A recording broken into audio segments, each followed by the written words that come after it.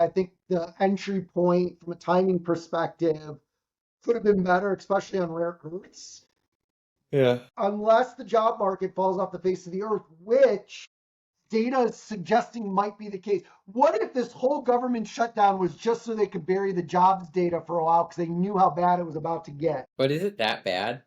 I I don't don't know know. the layoffs. Let's see here, layoffs, and I don't know if there's A any lot real of the number. a lot of the analysts that I'm hearing think that it's number one, not as bad, and number two, it's not going to get worse than it is now. They think we're at a bottom.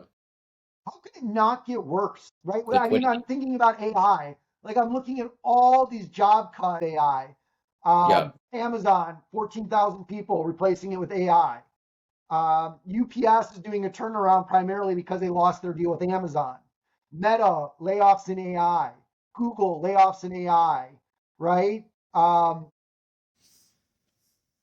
Majority of people in America are employed by small businesses, though, who are slower to adopt AI.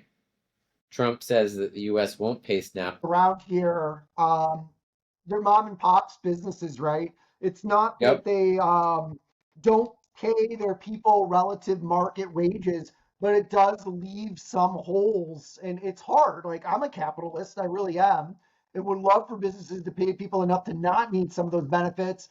But at the same time, if you pull those benefits away in a rug pull manner instead of some type of lean off, or you leave people in a pretty bad shape. It's true. Um, I yeah, it's going to be interesting when the government does reopen to see what the impact of that is on some of these things like Snap, uh, liquidity in the marketplace. How much of this election cycle, what's going on in New York? Is what's his name going to be the new mayor? Yes, Mamdani is almost certainly going to win.